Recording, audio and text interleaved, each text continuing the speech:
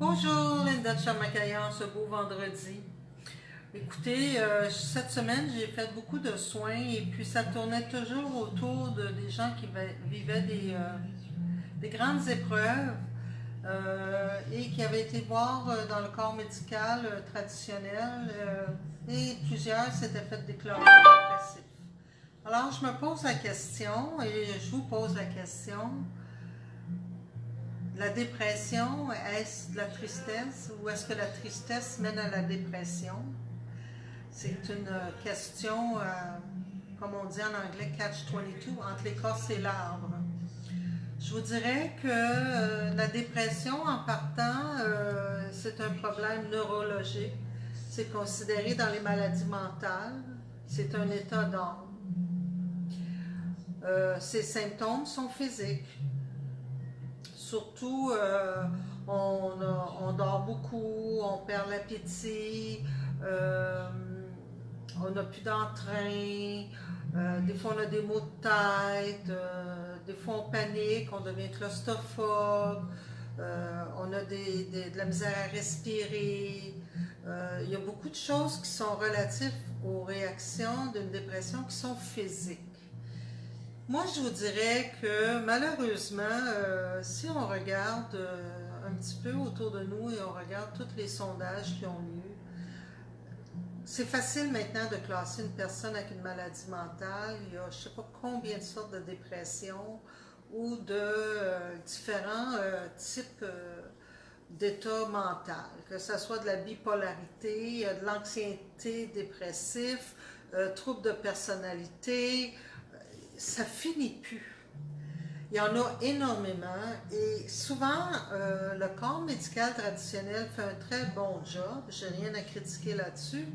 Sauf que, naturellement, il y a beaucoup de gens qui ne sont pas heureux dans notre société et que c'est la méthode courte et facile d'aller porter un médicament à quelqu'un pour le ramener dans un état où les choses semblent moins graves.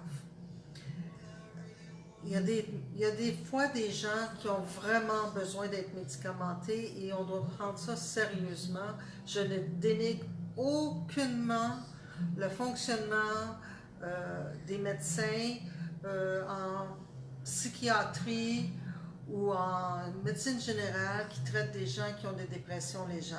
Je ne questionne pas leur fondement. Moi, ce que je questionne, c'est les gens qui viennent me voir.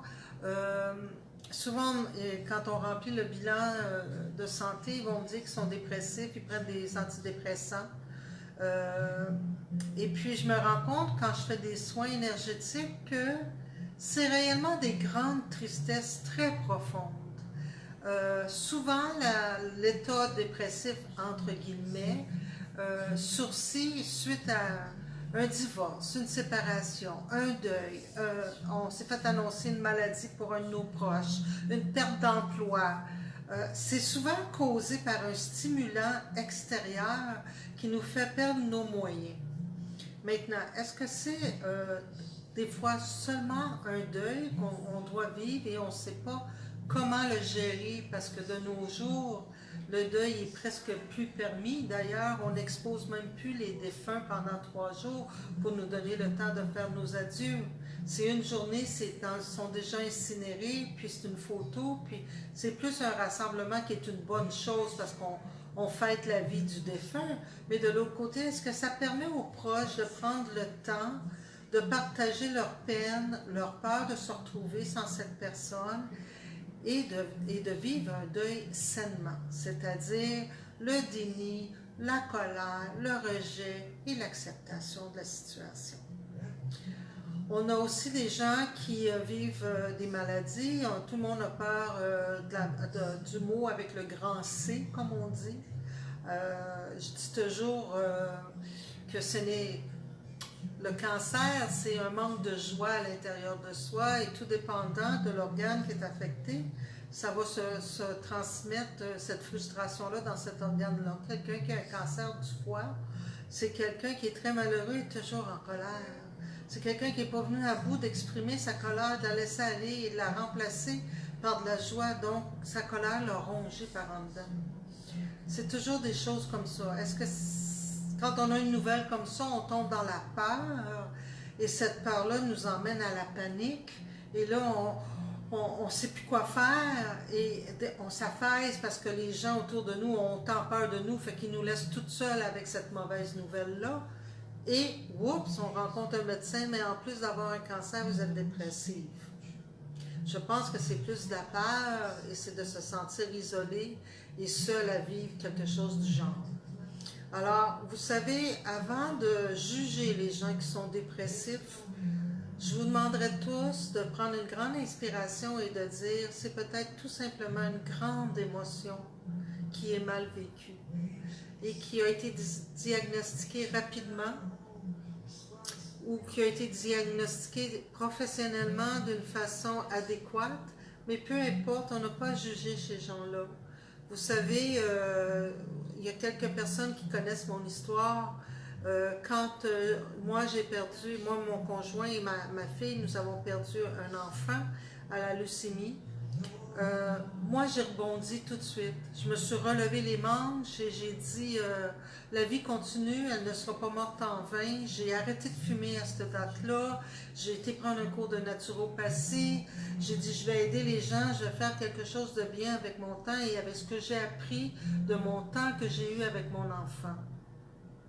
Mon mari, au contraire, a été quelques années, il se levait, il se couchait le soir en fumant son joint, il est très dépressif, très down, perdu son emploi, toutes sortes de choses s'est produit parce qu'il y avait de la misère à accepter qu'on ait pu vivre quelque chose du genre. Pourtant, on est un couple depuis 45 ans, donc on a de la chimie, on a des ressemblances, mais nos réactions furent tellement à l'opposé une de l'autre.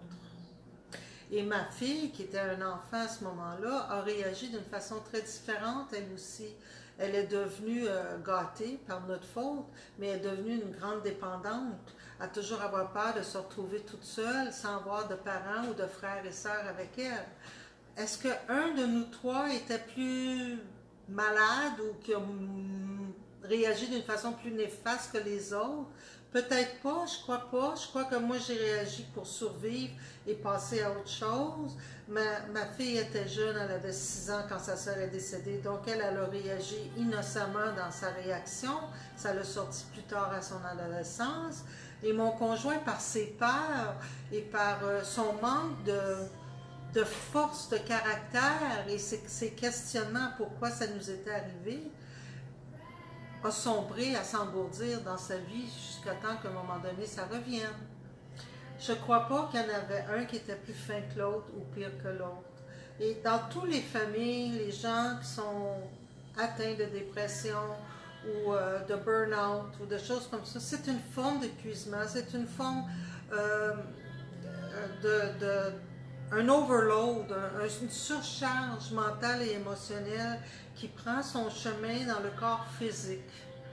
Alors soyons généreux et patients et demandez-vous tout le temps sa réaction à cette personne-là, sa condition de santé, son état d'âme. Elle peut être un reflet de ce que moi aussi j'ai vécu, sauf qu'ils l'ont manifesté différemment. Alors je vous demande de ne pas être trop dans le jugement. Parce que honnêtement, on fait toujours du mieux qu'on peut avec les outils qu'on a. Et puis, on n'est pas à se taper sur la tête et à dire que j'ai mal agi. On n'est pas là pour se blâmer ou pour faire la morale à un ou à l'autre. Et mes mots que je vous dis en ce moment sont tout à fait mon opinion. Vous n'en ferez ce que vous voulez. Mais je crois que quand on ouvre notre cœur et qu'on ouvre notre vision mentale, automatiquement, l'horizon sur nos émotions prend une grande ouverture et on est moins dans le jugement. Et les gens qui sont tristes, isolés, seuls, malheureux, en deuil, en peur, en panique, en maladie, vont s'ouvrir à nous pour qu'on leur tienne la main, pour qu'on leur fasse un simple sourire et ça va faire un moment de changement dans leur vie. Alors, sans en dire plus parce que je ne suis pas ici pour prêcher, je veux juste transmettre mon message que donnez la chance à tout le monde. Prenez le temps d'avoir un non-jugement et une ouverture du cœur qui est inconditionnelle envers certains gens. Je ne vous parle pas là, les gens qui souffrent de schizophrénie profonde ou qui sont dangereux. C'est pas de ça que je parle. Je parle des gens là, qui sont diagnostiqués dépressifs. Aussitôt que quelqu'un ne file pas, il est soit dépressif ou en burn-out. Je parle de ce qui se passe dans la société sur un niveau très commun et partout. Là. Dans les bureaux, c'est incroyable. Alors, là-dessus, je vous dis, prenez le temps, on se relaxe avant de juger les autres et on se regarde parce qu'on a toutes nos réactions. Vous savez, quand vous écoutez un film, des fois vous allez avoir les larmes qui coulent parce que c'est tellement beau, puis votre mari va trouver ça drôle parce qu'il est mal à l'aise de montrer ses larmes. Ou vous allez regarder, moi j'ai un petit-fils maintenant qui a 14 ans, mais quand il avait 2-3 ans, il écoutait des cartoons, puis des fois les larmes coulaient. Puis je disais, pourquoi tu pleures? Mais parce qu'il veut manger le petit oiseau, puis il faut pas qu'il mange le petit oiseau. Puis... Mais aujourd'hui, il a 14 ans, puis c'est un hypersensible. Tu sais, fait que, il n'y a pas personne qui est pareil. Fait qu'il faut prendre ça du bon côté.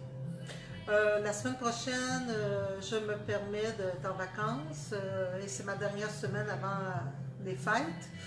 Alors, je vais profiter de mon temps pour me ressourcer et me préparer pour vous donner une plénitude dans mes cours et mes formations. Et puis, on va se revoir le 7, vendredi le 7 septembre, je crois. Je reviens le 4, le mardi, fait que c'est le 7. Alors, si vous avez des questions, quoi que ce soit, vous pouvez nous laisser des messages, envoyer des courriels. Kim va se faire un plaisir de répondre à tout ça. Et s'il y a un cas d'urgence pour un soin ou quoi que ce soit, vous avez juste à contacter par le email et puis je vais voir qu'est-ce que je peux faire pour vous.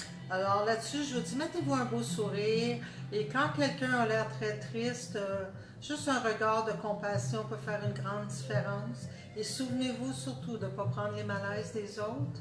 Avoir une empathie, c'est bien, mais on ne prend pas les malaises des autres et on prend soin de soi pour pouvoir donner aux autres honnêtement, intégralement et avec cœur. Alors, bonne journée, bon week-end et je me souhaite une belle vacance et bonnes vacances à toi aussi, Kim, même si c'est un petit peu à cheval parce que tu fais un peu d'ordinateur au travers de ça. Alors, merci beaucoup de vos présences et on se revoit pour le début septembre. Bye! Si jamais cette vidéo, vous croyez qu'il pourrait aider quelqu'un que vous connaissez, on vous invite à le partager. Et puis, continuez de nous suivre. Merci!